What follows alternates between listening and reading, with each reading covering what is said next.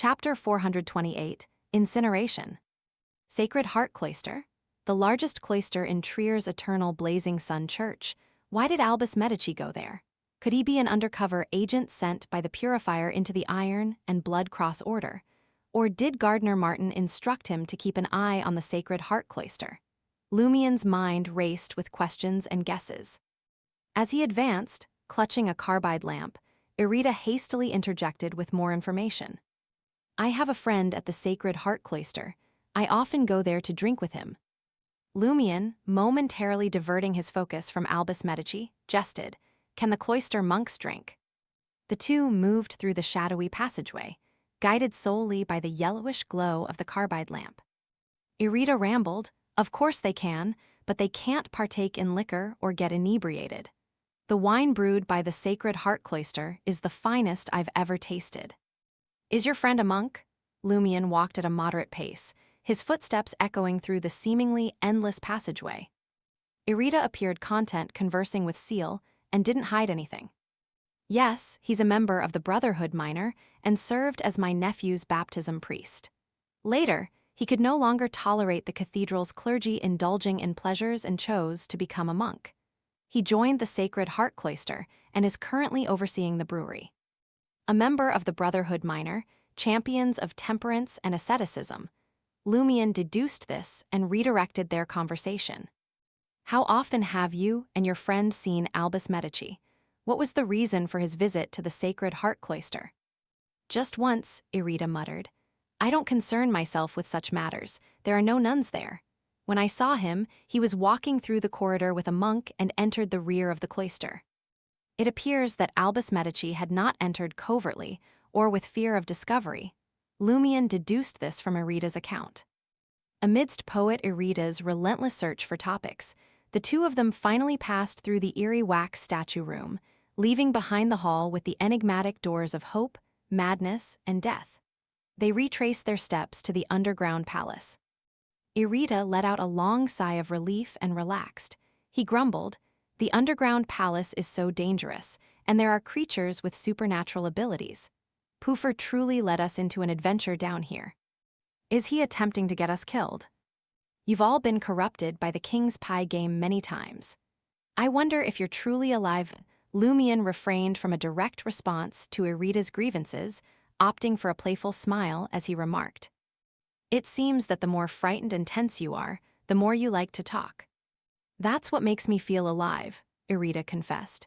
He extinguished the carbide lamp as they exited the underground palace via the spiral staircase. Lumien turned back, retracing his steps to the door of madness. He hadn't closed the door when he left. Even though he hadn't approached yet, the yellowish light from the carbide lamp made the wax statues appear faintly, as if they were waiting in the darkness. Lumien stopped at the door, slowly bent down, and placed the carbide lamp on the ground in front of him. Then he straightened up and swept his gaze across the wax statues' faces, their expressions frozen in agony and shrouded in shadows. Crimson fire ravens began to materialize around him, one after another. Since Count Puffer had shown ill intent by leading them into the perilous depths of the underground palace, any ordinary person would already have died. There was no reason to show any courtesy to a member of the Sauron family, the owner of Red Swan Castle. Lumien's plan was straightforward, to set the wax statues ablaze. This had several purposes.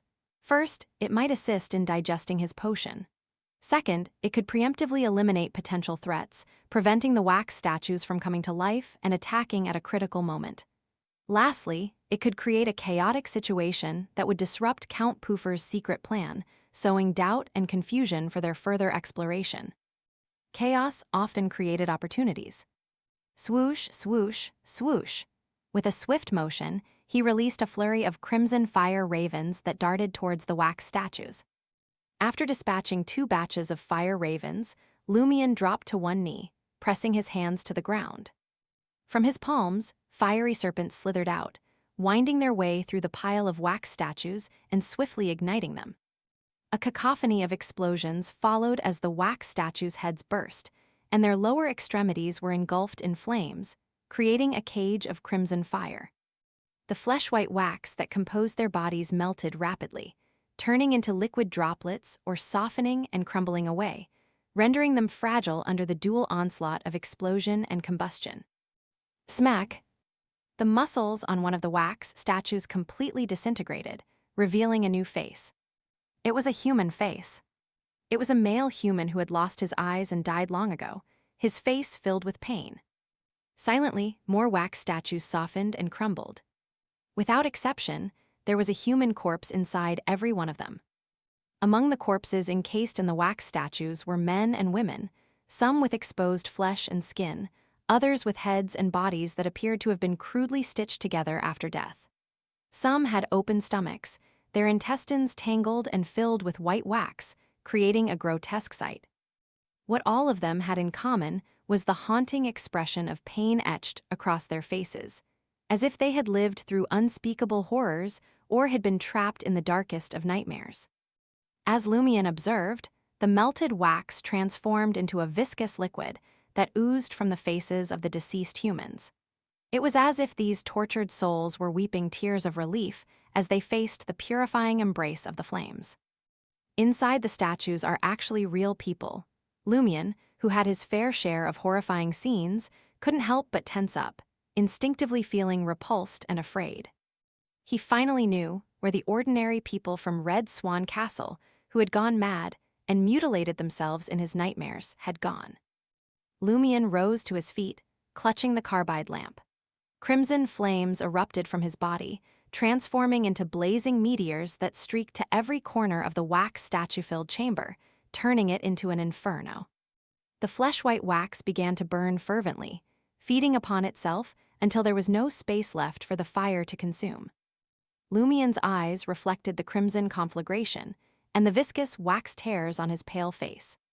He didn't avert his gaze, but watched intently. At that moment, he gained a newfound understanding of his pyromaniac abilities.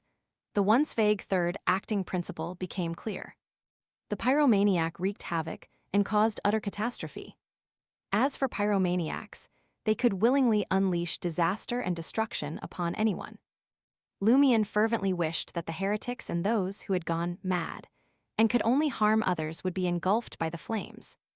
Having amalgamated his various acts into this principle, Lumion had an uncommonly clear sense that his pyromaniac potion had been entirely digested. He could even hear an imaginary shattering sound. With a series of thuds, the lifeless bodies, stripped of their wax support, fell one by one to the ground. They piled up and burned even more fiercely. All of a sudden, the wooden door creaked open from the exit opposite the wax statue's chamber. The wax statue artisan, his thick beard and hair resembling a humanoid lion, stood before Lumion. His iron-black eyes were tinged crimson by the flames that surged toward the ceiling.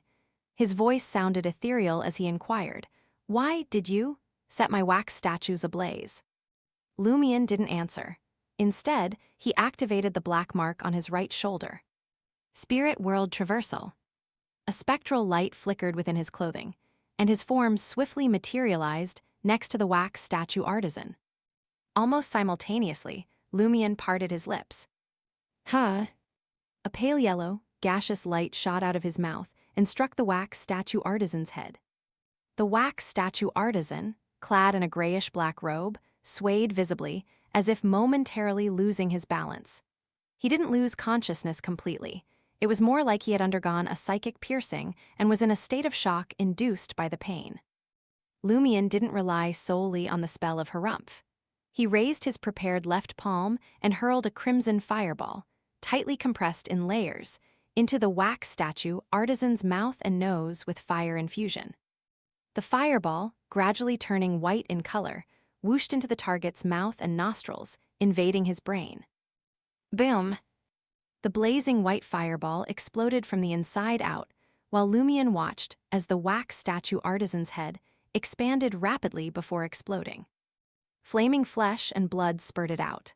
Lumion, already prepared, shielded his face with the carbide lamp in his right hand, leaving the back of his hand stained with blood. With a thud, the wax statue artisan, with only a small half of his head remaining, swayed and collapsed to the ground. Lumion, who had meticulously prepared a sequence of attacks, found himself momentarily taken aback. He hadn't expected the situation to resolve so effortlessly. He had foreseen that the enigmatic wax statue artisan might pose a formidable challenge, and he had readied himself to teleport instantly if things took a turn for the worse. It was worth noting that the wax statue that had reanimated previously had been more formidable than the wax statue artisan himself. Merely being in its presence had weighed heavily on Lumien's body and mind, almost rendering him incapable of resistance. Did he possess the unique ability to create these wax statues, but lacked inherent power? Or did he need to draw strength from the Sauron family's underground palace to bring these menacing wax figures to life? Perhaps my attack was too swift, leaving him no time to react. He perished on the spot before he could tap into any external strength. Lumien gazed down at the wax statue artisan and assessed the situation. In the depths of the underground palace, within a hall adorned with white candles, Poofer Sauron, seated in a corner, abruptly opened his eyes and fixed his gaze upon the bronze coffin situated in the center of the chamber. Around the coffin, numerous candles strangely extinguished without warning. Poofer rose to his feet, his expression slightly twisted in consternation. At the exit of the wax statue chamber, Lumien witnessed a crimson radiance emanating from the wax statue artisan's body. Initially, the luminescence surged towards the head, but only a small fragment of the wax statue artisan's head remained. Consequently, it shifted to his chest, yet it couldn't dissipate. Lumien felt a tinge of surprise. He tore open the grayish-black robe of the wax statue master, unveiling his chest. There lay a sinister, pitch-black wound, and the space where his heart should have resided was hollow. The heart is missing. Elrose had mentioned that the Sauron family members' hearts had to be sent deep into the underground palace. Lumien vaguely grasped the reason behind the wax statue artisan's formidable, yet fragile nature. Ultimately, the crimson light coalesced into an ethereal entity with myriad gullies, resembling a shrunken, blood-colored brain. Unsure of its significance, Lumien stashed it away and made his exit. The flames in the room continued to burn, but for some unknown reason, they failed to spread. In the stone pillar hall, where the confrontation with the black spider had transpired, Albus and Elrose observed as Lumien returned, carrying a carbide lamp that emitted a faint yellowish glow. Almost simultaneously, they noticed the specks of blood on Lumien's body. "Did you kill the poet?" Albus asked, amused. Lumien shook his head and replied calmly, "I killed the one making the wax statues."